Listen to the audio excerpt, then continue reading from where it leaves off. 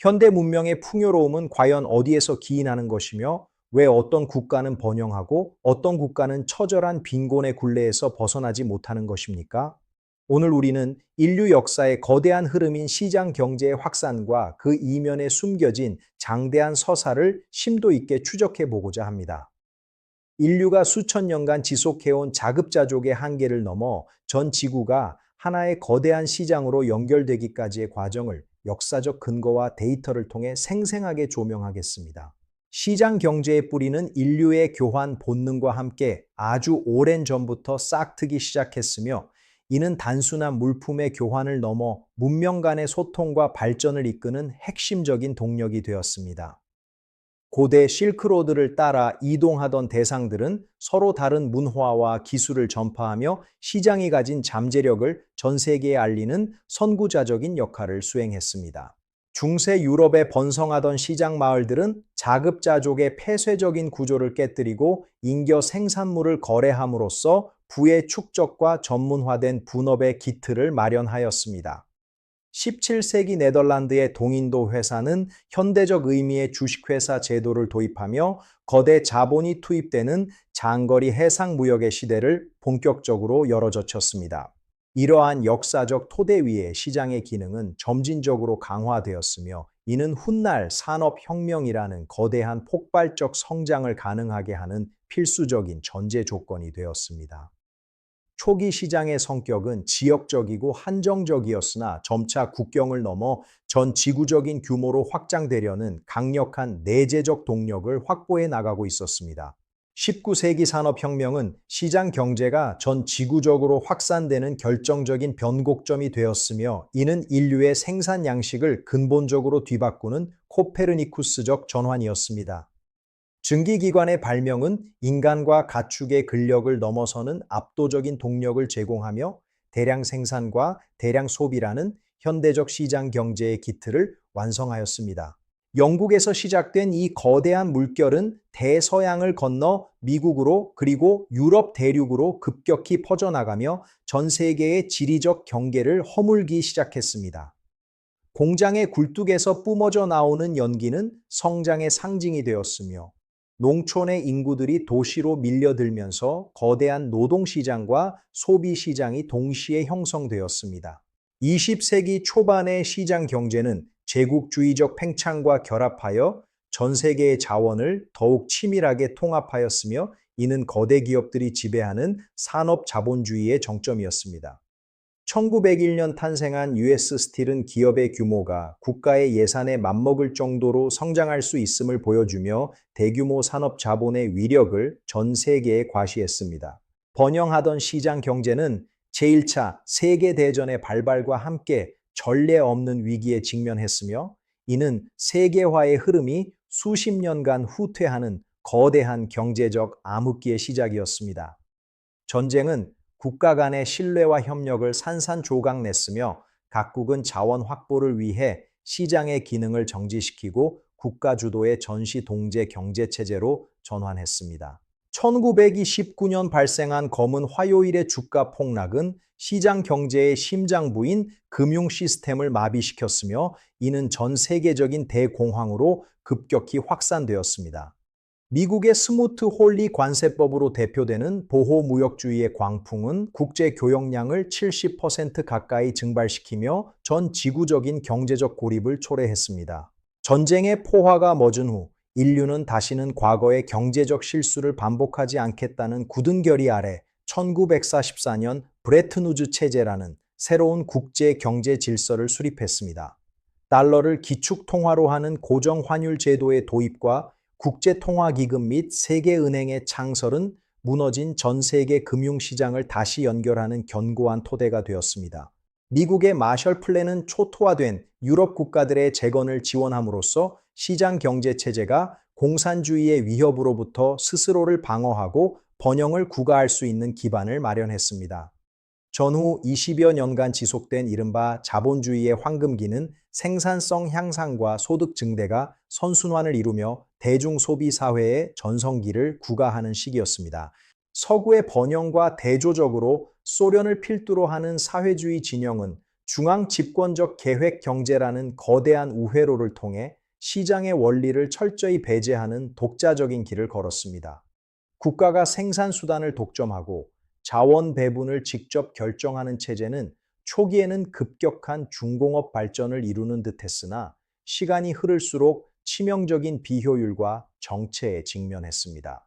사회주의 계획 경제는 인간의 다양한 욕구와 복잡한 경제 활동을 소수의 계획가가 완벽하게 통제할 수 있다는 오만에서 비롯된 거대한 역사의 실험적 착오였습니다. 철의 장벽 이면에서 진행된 이 실패한 실험은 시장 경제가 결코 선택의 문제가 아니라 인간의 자유와 창의성을 담아낼 수 있는 유일한 시스템임을 역설적으로 증명했습니다. 한편 중국은 등소평의 개혁 개방을 통해 사회주의 정치 체제를 유지하면서도 시장의 원리를 과감하게 도입하는 사회주의 시장 경제라는 미증유의 길을 개척했습니다. 1201년 중국의 세계무역기구 가입은 전 세계 인구의 5분의 1을 차지하는 거대 시장이 글로벌 경제의 주류로 합류하는 세계사적 전환점이 되었습니다. 인류는 이제 지리적, 이념적 장벽이 사라진 전 지구적 시장이라는 단일한 경쟁 환경 속에서 무한한 협력과 경쟁을 반복하는 초영열 시대로 진입했습니다. 인터넷과 통신 기술의 비약적 발전은 국경을 의미 없게 만들었으며 자본과 정보는 빛의 속도로 지구를 순환하며 시장의 효율성을 극대화하고 있습니다. 오늘날 시장 경제는 디지털 기술과 인공지능이 결합하여 과거의 물리적 한계를 완전히 초월한 새로운 진화의 단계인 디지털 글로벌 마켓 시대로 접어들었습니다. 전자상거래의 폭발적 성장은 개별 소비자와 전 세계 생산자를 직접 연결하며 시장의 투명성과 접근성을 극대화하는 혁명적인 변화를 이끌어내고 있습니다. 우리는 이제 성장의 효율성을 넘어 지속 가능한 발전과 포용적 성장을 담보할 수 있는 시장 경제의 새로운 모델을 정립해야 하는 역사의 기로에 서 있습니다.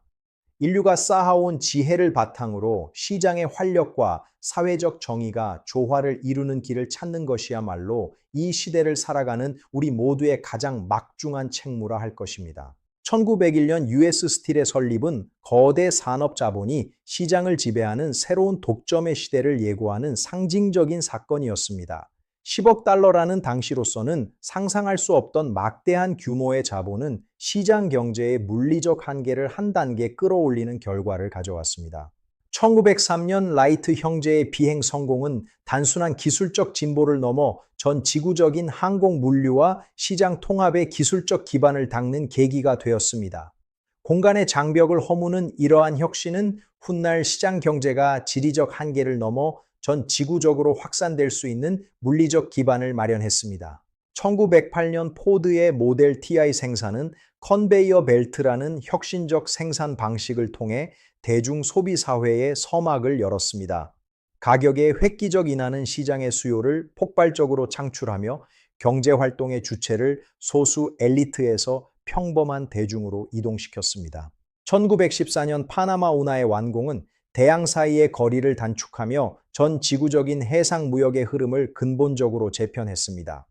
물류 비용의 절감은 시장의 효율성을 높이고 국경을 넘나드는 경제적 교류를 더욱 긴밀하게 만드는 결정적인 역할을 수행했습니다. 1929년 검은 화요일의 대폭락은 자본주의 시장 경제가 가진 구조적 취약성을 전 세계에 알리는 뼈아픈 교훈이 되었습니다. 무분별한 투기와 신용 팽창의 끝은 처참한 붕괴로 이어졌으며 이는 인류를 기나긴 대공황의 늪으로 몰아넣었습니다. 1933년 루스벨트 대통령의 은행 휴업령은 무너진 시장의 신뢰를 회복하고 금융 시스템을 재건하려는 국가의 적극적인 개입을 상징합니다. 시장 경제를 보호하기 위해 시장의 기능을 잠시 정지시키는 역설적인 선택은 위기 극복을 위한 고육지책이었습니다.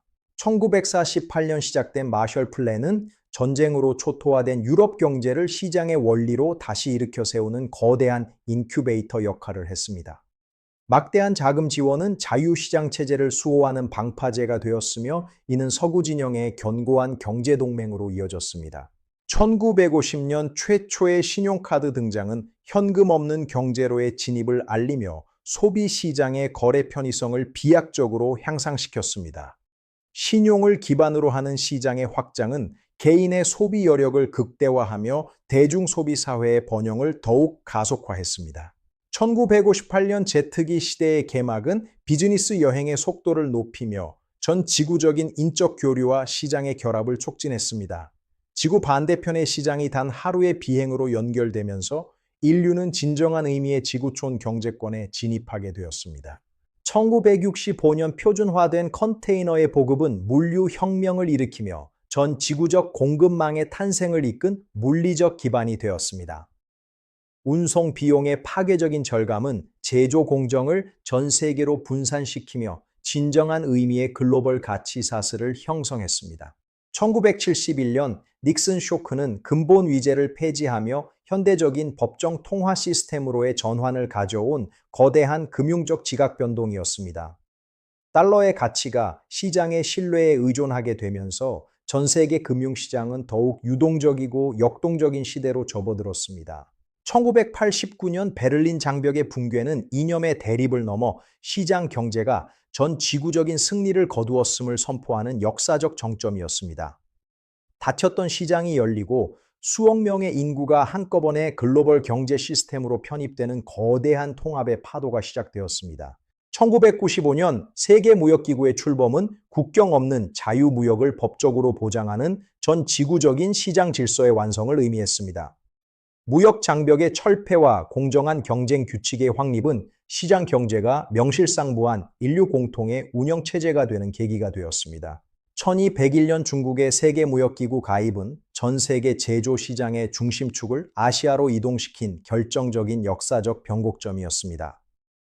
거대한 노동력과 시장이 결합하면서 중국은 전 세계의 공장으로 등극했고, 이는 글로벌 경제의 성장 지도를 근본적으로 뒤바꾸어 놓았습니다. 2008년 글로벌 금융 위기는 탐욕과 방만한 관리가 시장의 질서를 얼마나 파괴할 수 있는지를 보여주는 처절한 반성의 시간이었습니다. 금융 시스템의 마비는 실물 경제의 침체로 이어졌고, 인류는 시장의 투명성과 책임성에 대한 새로운 사회적 합의를 고민하게 되었습니다. 2020년 코로나 팬데믹은 물리적 시장의 정체를 가져왔으나 동시에 디지털 시장으로의 전환을 획기적으로 앞당기는 촉매제가 되었습니다. 비대면 경제의 확산은 시장의 공간적 제약을 완전히 극복하며 인류를 더욱 고도화된 정보 중심의 시장 경제로 인도했습니다. 우리가 목도한 시장 경제의 확산은 인류가 공유해온 가장 거대하고도 역동적인 실험 중 하나였으며, 이는 지금도 계속되고 있습니다. 오늘 준비한 다큐멘터리가 여러분께 새로운 통찰력을 제공하는 유익한 시간이 되었기를 진심으로 바랍니다. 영상이 마음에 드셨다면 구독과 좋아요를 눌러주시고 다음에도 더 깊이 있는 주제로 다시 찾아뵙겠습니다. 감사합니다. 구독과 좋아요를 눌러주세요. 감사합니다.